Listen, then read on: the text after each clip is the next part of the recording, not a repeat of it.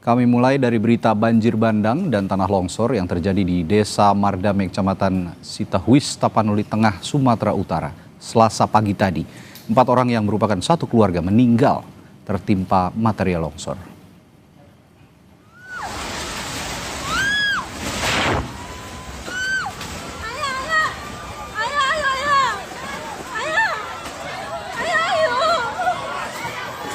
Saudara, ini peristiwa awal banjir bandang dan tanah longsor yang sempat terekam warga di Desa Mardame, Kecamatan Sitahuis, Kabupaten Tapanuli Tengah, Sumatera Utara, Selasa pagi tadi. 4 orang yang merupakan satu keluarga meninggal setelah di rumah mereka yang ditempati tertimbun longsor.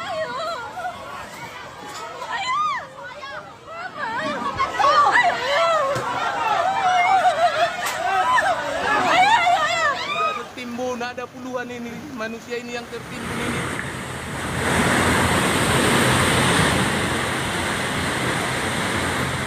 Tingginya curah hujan sejak 2 hari terakhir membuat sebagian besar wilayah di Tapanuli Tengah, Sumatera Utara terdampak banjir dan tanah longsor.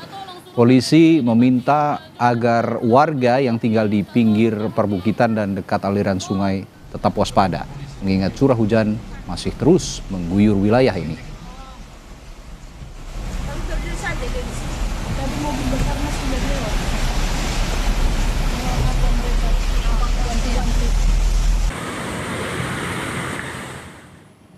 Saudara, bencana tanah longsor menerjang jalan lintas Sumatera, tepatnya di Desa Aek Nabara, Kabupaten Tapanuli Selatan, Sumatera Utara.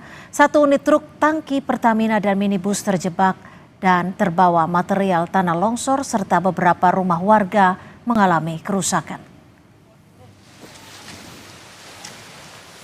Sebuah minibus yang melintas terbawa material tanah longsor ke dalam jurang yang menyebabkan pengemudi dan penumpang luka-luka. Langsung dibawa ke rumah sakit terdekat di Desa Aek Nabara, Sumatera Utara. Tak jauh dari situ, 1 unit truk tangki Pertamina terbawa material tanah longsor sehingga menabrak dan merusak sebuah warung kopi. Serta 1 unit minibus terbalik dan rusak parah pada bagian depan lantaran terbawa material longsor ke halaman rumah warga. Peristiwa longsor dipicu cuaca ekstrim dan hujan deras serta angin kencang yang melanda Kabupaten Tapanuli Selatan, Sumatera Utara dalam 3 hari berturut-turut.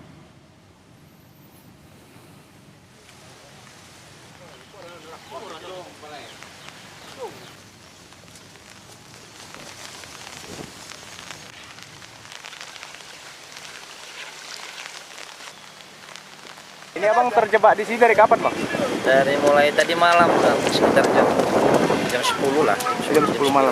Abang dari mana mau kemana, Bang? Dari Sibolga mau pulang ke Kota Pinang. Oh, berarti ini abang udah tertahan di sini dan nggak ada alternatif lain, Bang, ya buat melanjutkan perjalanannya, Bang? Iya, Bang, nggak ada. Untuk mengetahui penanganan longsor yang menurut data telah menewaskan 4 korban jiwa di Tapanuli Tengah, Sumatera Utara, kita tanyakan langsung ke Bupati Tapanuli Tengah, Masinton Pasaribo. Bang Masinton, update sudah berapa korban jiwa yang tercatat pemerintah setempat? Sementara ini baru 4 korban jiwa, Mbak Cynthia, akibat tanah longsor yang menimpa rumah salah satu keluarga di daerah Kecamatan Sitahuis, Kabupaten Tapanuli Tengah. Nah, ini sekarang kami sedang melakukan identifikasi titik-titik daerah longsor yang terjadi di Tapanuli Tengah. Nah, ini sekarang akses listrik juga pada mati, akses jaringan internet juga pada mati, maka praktis karena kami sekarang berada posisi di wilayah perbatasan Tapanuli Utara dengan Tapanuli Tengah, maka kami masih bisa dapat akses telepon. Jadi dalam kondisi ini, situasinya sangat memprihatinkan gitu loh, Mbak. Kalau cuaca sendiri saat ini seperti apa, Bang Masinton?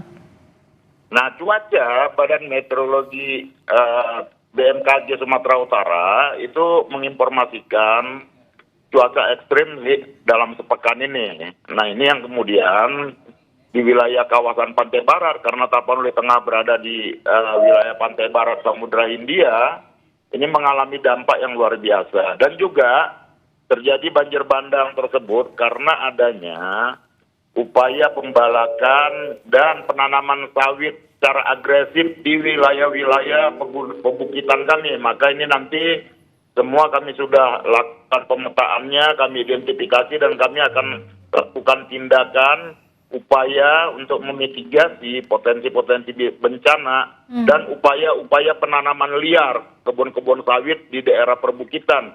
Dan ini juga akan kami sampaikan kepada Presiden tentang upaya-upaya perusakan lingkungan hutan di wilayah Tapanuli Tengah. Ya, Gitu, Mbak. Bang Masinton, jika memang antisipasi diperlukan, antisipasi apa yang sudah disiagakan oleh pemerintah setempat?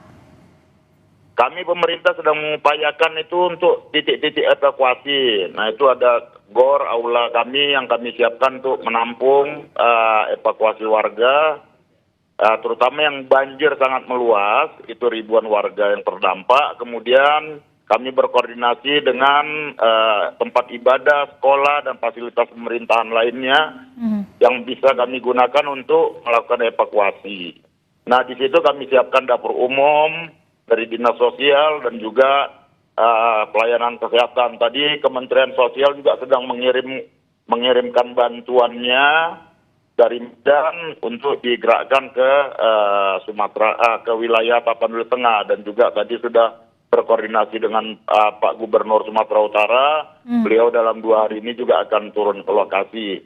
Dan juga tadi sudah kami sampaikan kepada Wakil Ketua DPR RI Pak Sukmi Dasko tentang kondisi di Tapanuli Tengah. Beliau akan sampaikan, laporkan kepada Presiden. Kalau di Begitu, Tapanuli Tengah sendiri, apakah masih tercatat ada titik-titik yang bisa berpotensi terjadi longsor susulan? Dan terkait dengan jalan, apakah ada yang terputus, Bang Masinton? Iya, beberapa titik jalan, ruas jalan itu terputus. Begitupun dengan akses jalan utama, jalan nasional dari Tarutung ke arah Pandan dan Sibolga. Nah, kemudian beberapa jalan-jalan kabupaten itu juga terputus.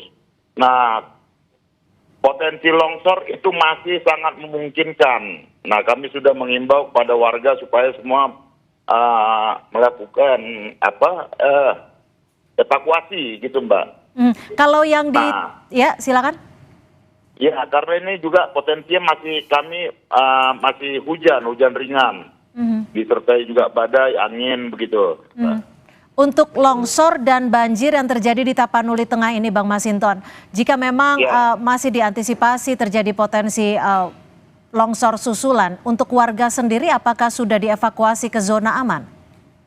Iya, BPBD kami beserta pemerintah desa, kecamatan, supaya kami kerahkan supaya menginformasikan ke warga dan melakukan evakuasi bila perlu. Warga yang masih bertahan dilakukan evakuasi paksa ke titik aman, mencegah terjadinya korban jiwa gitu, Mbak.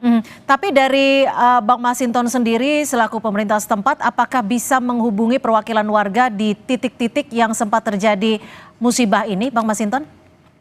Iya, ketika akses semua terputus, ya, untungnya tadi kami siang sudah rapat koordinasi sehingga semua kita arahkan bisa mengidentifikasi seluruh potensi dan tanggap darurat serta siaga bencananya di tiap wilayah dimaksimalkan.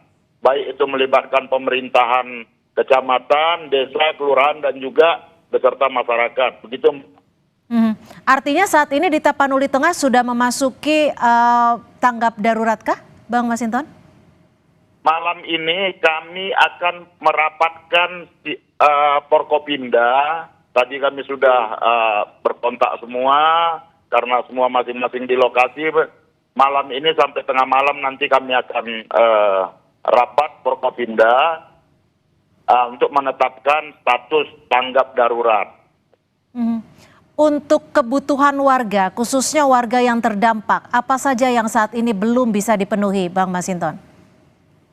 Nah, pertama kami sudah melakukan koordinasi dengan Bulog tentang kebutuhan konsumsi makanan. Nah, kemudian tadi Kementerian Sosial dari Medan mengirim pakaian. Nah, tentu ini kami optimalkan dalam beberapa hari ini.